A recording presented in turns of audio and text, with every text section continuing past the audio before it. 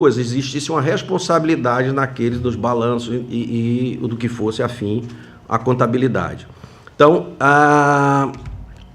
e não foi, como o Ministério Público colocou, em nenhum momento este ato, ele teve mais de 6 meses de discussão, inclusive com pessoas tanto da área contábil como pessoas da área jurídica, onde já havia discussão, onde em nenhum momento foi vedado a possibilidade da contratação de escritório. Mas entendemos nós, naquele momento, que você tendo essa pessoa efetiva, pelo menos para que pudesse fazer acompanhamento. Claro que tem municípios que efetivamente não tem condição de contratar mais de uma pessoa, mas se faz necessário, e até para o próprio bem do município, de ter pelo menos um procurador.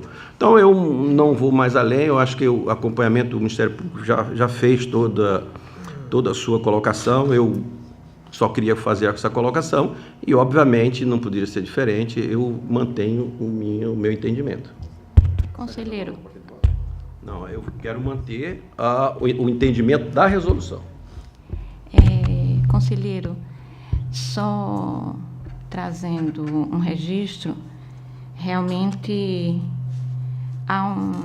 lembrando a Vossa Excelência que a situação aqui se equipara à situação que Vossa Excelência defende veementemente com relação à expectativa de não se manter, não se pronunciar o Tribunal de Contas a respeito da possibilidade do pagamento dos precatórios quando existe uma ação tramitando em corte superior que desta decisão interferirá e repercutirá por todo o país. Será uma decisão erga omnes, como sempre, as decisões do Supremo Tribunal Federal. Então, realmente me traz uma surpresa, me surpreende que Vossa Excelência tenha um posicionamento diferente quando se trata da mesma situação, neste caso em que nós estamos apenas nos posicionando no sentido de aguardarmos um posicionamento de uma Suprema Corte, que terá seus efeitos repercutindo em todo o território nacional. Era isso. Quero fazer a colocação. No meu entendimento, não se trata da mesma coisa. Sim. Na mesma entendimento, conselheira presidente. Pois não. Certo? Ali eu estou apenas ratificando uma coisa que já foi decidida numa Corte Suprema com relação aos recursos, ele ser aplicado efetivamente na educação, está transjulgado. Então, a nossa decisão, antecipar ela não vai mudar absolutamente nada. Com o outro lado,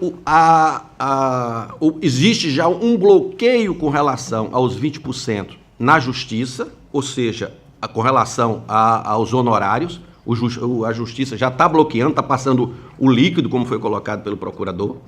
Tá? Então, a nossa rapidez aqui, ela não vai interferir em nada, absolutamente nada, na decisão do jurídico. Aqui vai interferir. Na hora que eu pegar e disser, e deixar ela, ou a gente tirar ela, dizer que ela não está valendo até a decisão, eu vou ter que revogar, por exemplo, a fiscalização que eu queria que vinha com a assinatura do procurador, que queria que vivia com o contador efetivo, que a gente deu um prazo, deu de 2016 para 2018, para eles fazerem um concurso público para ter efetivamente esses funcionários. É este prejuízo que eu estou falando. O prejuízo que a gente vai parar tudo de novo e na hora que a gente for fazer vai ter que dar prazo de novo para poder conseguir. É nessa questão de prazo, efetivamente, com relação aos acompanhamentos dos procuradores, ou seja, daqueles cargos, um de cada caso, pelo menos, efetivo com relação à responsabilidade contábil e responsabilidade jurídica.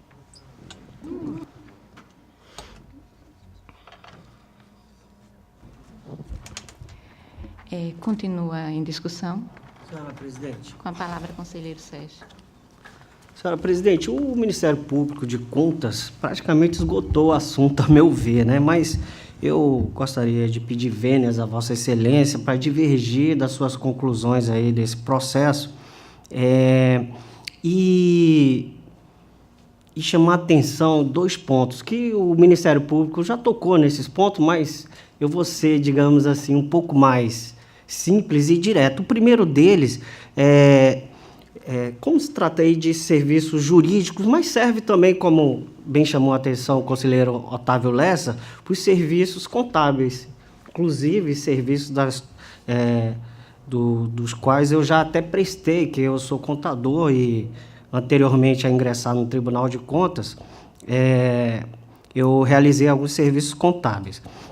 Mas eu gostaria de dizer que, no caso dos serviços jurídicos, aí incluída tanto a defesa judicial quanto a extrajudicial de interesse da administração pública, eu não tenho dúvida que esses serviços, eles integram e têm natureza de atividade permanente e contínua da administração.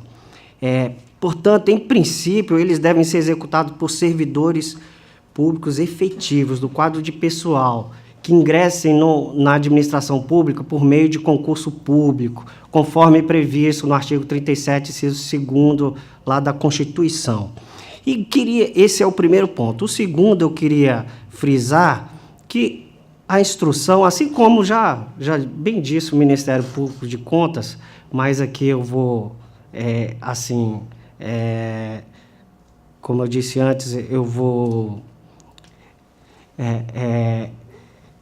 engrossar o couro, né? Assim, vir o couro. Eu quero dizer que nos termos do artigo 25, inciso 2º, combinado com o artigo 13, inciso 5º, e o artigo 26 da Lei 8.666 de 93, é admissível a contratação de serviços de profissionais de notória especialização mediante processo de inexigibilidade de licitação em defesa do interesse da administração em ações judiciais que, por sua natureza ou complexidade, ou seja, que tem objeto singular, não possam ser realizadas por assessoria jurídica da administração pública, da entidade. Ou seja, não existe vedação para que se contrate, né, o escritório profissional, né, desde que seja o serviço a ser contratado, o objeto da licitação, seja, ou melhor, das licitações, não, o objeto da inexigibilidade seja um objeto singular, como prevê a lei. Então, é tranquilo com relação a isso. Um exemplo, digamos, que podemos, eu até já me referi isso anteriormente aqui na sessão, mas uma coisa bem atual significa a execução desses precatórios aí do Fundeb. Eu entendo que a Procuradoria poderia fazer isso, porque não é um serviço complexo, né? Vai contratar um escritório. Hoje, os municípios aí, como a gente viu aqui, o município de Rio Largo destacou cerca de 5 milhões para pagar um advogado, um serviço que a Procuradoria, o próprio advogado aqui, poderia ter realizado. Eu acredito que é um serviço que não seja objeto singular isso aí. Então, aí a administração já deixou de ter como disponibilidade 5 milhões para aplicar às crianças. De repente, isso aí poderia comprar a merenda das crianças ou um transporte mais novo. Então, assim, não tem... a OAB está fazendo o seu papel, que é defender os profissionais, os advogados, os jurídicos, assim como o CRC, que viesse aqui fazer a mesma coisa. E é natural isso aí. Só que a gente tem que observar que a administração pública também, ela visa o interesse coletivo, não é interesse de uma categoria ou de outra, né? É um interesse coletivo. E aí a gente tem que ter bastante atenção para essas situações. Então, eu gostaria de deixar essas duas, frisar esses dois pontos que o Ministério Público já tocou nesse assunto, ele praticamente esgotou todo o assunto. Então, eu peço novamente, Vênia, Excelência, para divergir e para dizer que essa instrução normativa, esse regulamento aqui do tribunal, ele veio tarde, gente, com quase 30 anos de atraso da Constituição, quase 30 anos. Isso aí está previsto lá na Constituição. No caso da Lei de Licitações e Contratações, ela é lá de 93.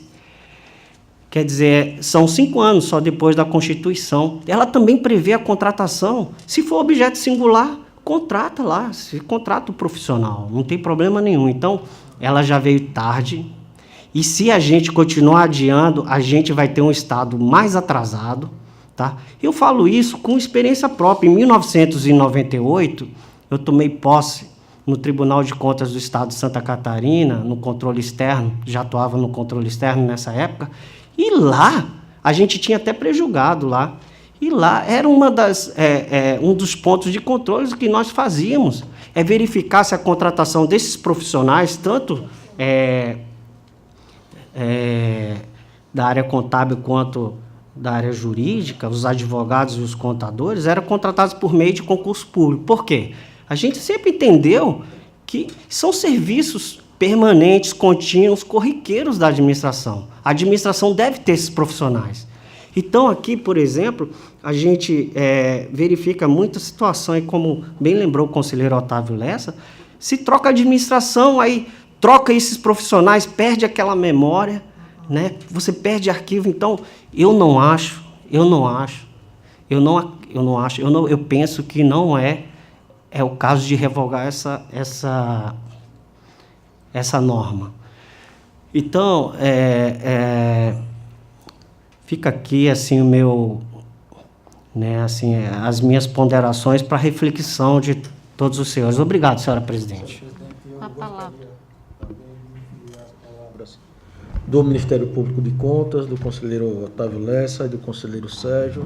Eu acho que a revogação dessa instrução, ela representa um retrocesso gigantesco para o exercício do controle externo, representa um retrocesso gigantesco na correta aplicação do direito pelo Tribunal de Contas do Estado de Alagoas. Eu acho que ela tem por finalidade estancar algo, não por fim a contratação direta por inexigibilidade, que ela permite, né, mas estancar os abusos que eram praticados, né? A gente verifica diariamente aqui a contratação direta por inexigibilidade para a execução de uma ação, presidente. Isso é algo absurdo, é algo que não se admite, é algo que a gente não pode aceitar como órgão de controle externo. Então, eu gostaria de exaltar o parecer do Ministério Público, acho que esgotou o tema, a colocação do conselheiro Otávio e do conselheiro Sérgio, para reforçar aqui o perigo que seria a gente revogar essa instrução normativa. E já antecipando meu voto, pedindo vênia a Vossa Excelência no sentido de discordar e manter a instrução normativa.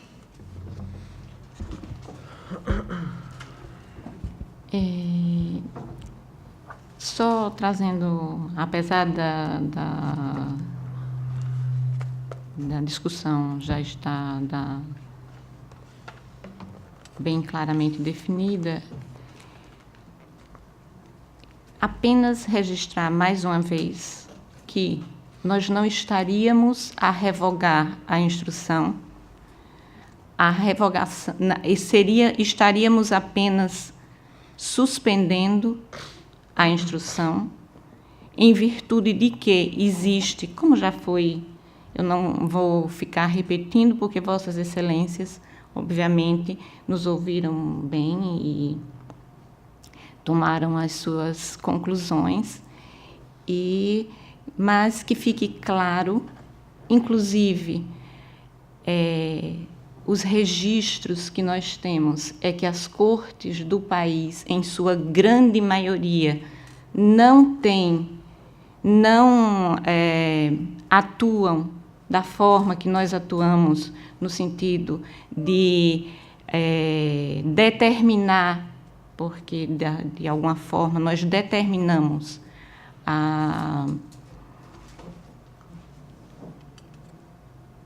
aos municípios, demos um prazo aos municípios que eles, neste prazo, e neste momento, eu também entendo que estamos invadindo uma competência constitucional que não é nossa, é da administração pública municipal.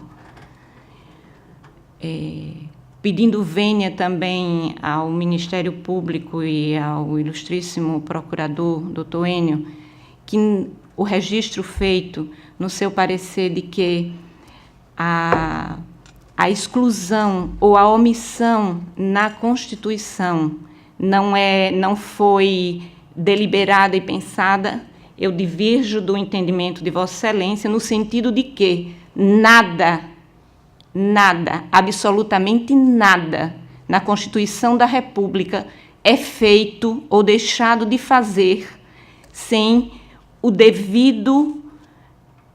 a devida observância e pensado, o que se excluiu é porque não deveria estar na Constituição e o que está incluído é porque foi pensado que estivesse ali incluso. Nada ali é dispensado ou se deve estender analogicamente. Eu entendo assim. Este também como é o meu singelo e limitado entendimento, com respeito aos demais aqui postos. Mas, para concluirmos a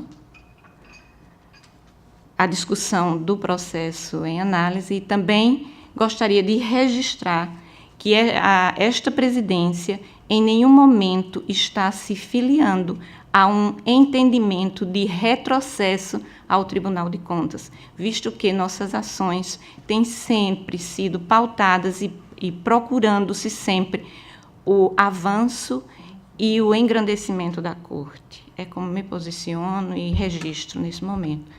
Concluindo a discussão, passamos à votação. Conselheiro Otávio. Pela manutenção da... Conselheiro Fernando. Senhora Presidente, não quero mais fazer a discussão do processo, mas eu gostaria de fazer uma justificativa do meu voto. Eu acho que nós operamos aqui em alguns sentidos. Primeiro que nós não temos nem competência de criar nem modificar a lei. Nas nossas instruções normativas, nós às vezes fazemos reiteramos a necessidade de cumpri-la. Via de regra, as nossas resoluções são nessa linha, como, por exemplo, a obrigação do calendário, das obrigações. Nós não criamos calendário, nós justificamos, pedimos aos municípios que observassem os critérios, enfim, e tantas outras resoluções que nós fazemos, a observação para que se faça cumprir a lei. E temos também, senhora Presidente, em alguns momentos, até o dever e a necessidade de respeitar, e às vezes até, eu retiro esse respeito, essa questão de respeitar, porque nunca faltamos com respeito. Eu diria o seguinte, às vezes até uma gentileza de quem nos propõe algum tipo de tomada de decisão. E eu tenho certeza que o espírito de Vossa Excelência foi de atender uma categoria sem, naturalmente, modificar o conteúdo do que se determina.